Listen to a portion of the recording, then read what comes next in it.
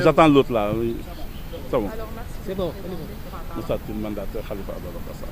Allez-y. C'est bon? Ça s'est passé comment à l'intérieur? Bien. Bon, alhamdoulilah, on a eu la chance de passer. De passer, alhamdoulilah, pour deux raisons. D'abord parce que en 2019, Bini Dial le parrainage. Nous, notre candidat était en prison. Il avait validé un parrainage, on fait que nous avons été en français, s'il vous plaît. Alors, donc, alhamdoulilah d'abord parce qu'en 2019, à cette étape-là, et précisément à ce moment-là, mon candidat avait validé ses parrainages, mais il était en prison. Donc je ne peux pas ne pas penser aux candidats qui sont aujourd'hui dans la même situation que le mien en 2019. La deuxième chose, c'est que peut-être nous avons eu la chance, nous autres, de n'avoir pas eu le même stress que ceux qui ont déposé le parrainage citoyen. Tous ceux qui ont déposé aujourd'hui le parrainage parlementaire ont eu moins de stress et ils bénéficient en fait des résultats du dernier dialogue national. Il faut donc y penser et penser que le dialogue n'était pas si mauvais que ça, puisqu'il permet de régler des problèmes ponctuellement de plusieurs candidats. Je viens donc de déposer les parrainages pour Khalifa Ababacar Sall et il se met justement sur la ligne de départ de la prochaine présidentielle. Évidemment, il y a d'autres étapes qui restent d'ici là, mais nous continuons à nous préparer et à parler justement effectivement aux Sénégalais, parce que c'est effectivement ça le but du jeu. Le but du jeu, c'est de réussir et de mettre l'équilibre entre deux choses. Premièrement, faire en sorte qu'il y ait une réelle compétition électorale, donc des élections inclusives. Et la deuxième chose, faire en sorte qu'on n'ait pas en fait de candidature farfelue. Je le dis et je le répète, la fonction et la charge de président de la République, ce n'est pas un niveau où on apprend un métier. Il faut y être préparé. Il faut avoir du vécu. Il faut savoir ce qu'on fait dès qu'on arrive à la présidence de la République. J'ai la chance d'avoir le candidat le mieux préparé justement à cette fonction de président de la République. C'est pour ça que nous sommes heureux d'avoir pu faire valider aujourd'hui justement sa candidature, sa validation. Avec les 13 députés Évidemment, je dis aussi, on n'a pas eu de doublon. Il n'y a pas un député de Tahaou qui a signé deux fois.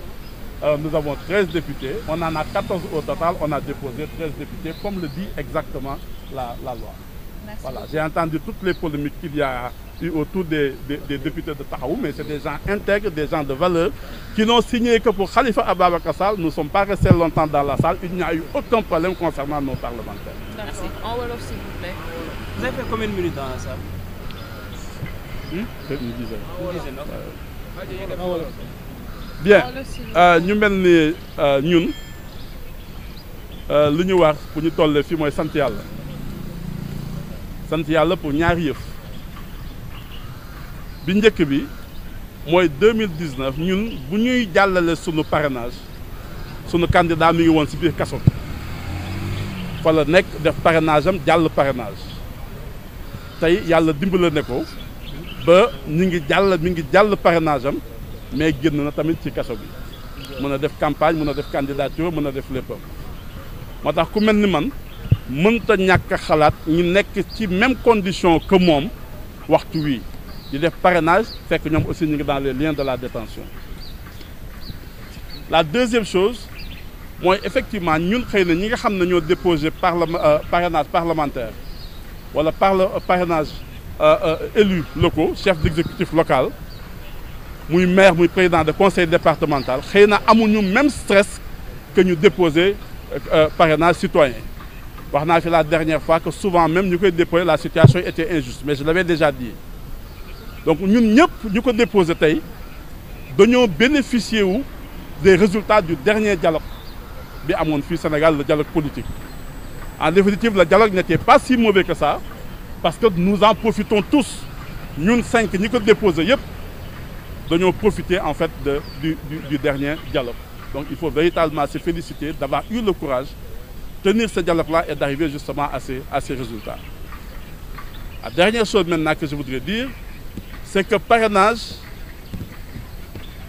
dafa nekk ci digg élection ndax élection lu ñuy wut mooy fexe ba joŋante am ndax démocratie bu amul joŋante amul démocratie waaye ñaareel bi tamit mooy fexe ba am candidature ay candidature farfelue c'est-à-dire ku nekk ñëwee mën na def ne dafa bëgg a nekk président de la République man am naa chance su déposer koo xamante ne candidature am kenn amul benn xel Sénégal bu nanguwul ne Khalifa Sall est prêt pour être président de la République amul kenn kuy analyser simplement de raison bu nanguwul ne moom la ñu gën a waajal pour bu nekk président de la République fii amul kenn kuy werante ne moom bu nekkoon président de la République le 2 avril bu yeggee palais le 3 xam na lan lay def ci biir lan lay def ci en tant que président de la République le devoir de la charge de président de la République ak lu mu àndal moo tax waruñu fal nit mu dem présidence de la République di fa jàng métier président de la République kenn du fa jàng métier dafa am na ngay am jaar-jaar doog faa yegg sinon nit ki na toog foofu benn mandat di waajal boppam wala di jàng nekk président de la République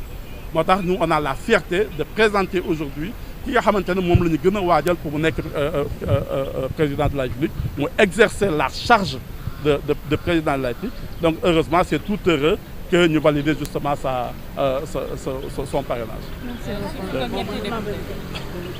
demoo leen parrainage citoyen est-ce que da ngeen a ragal pour dem parrainage citoyen la moo tax ngeen obtenir parrainage député yi.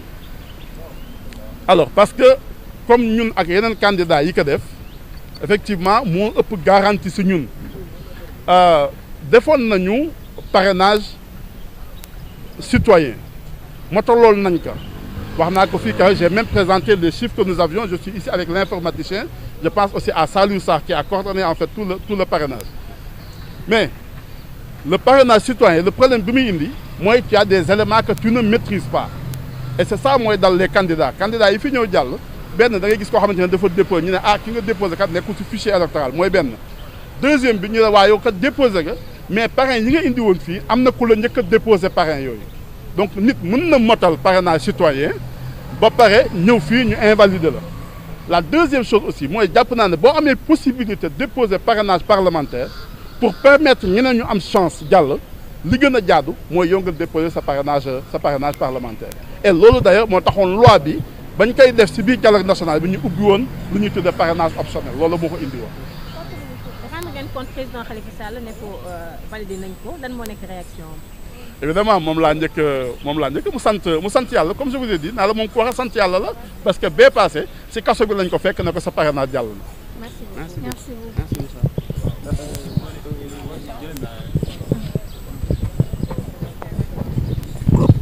voilà mu nekkoon Moussa Tine nekk mandataire bu Khalifa Babacar Sall mi nga xam ne nag validé nañu parrainage am ci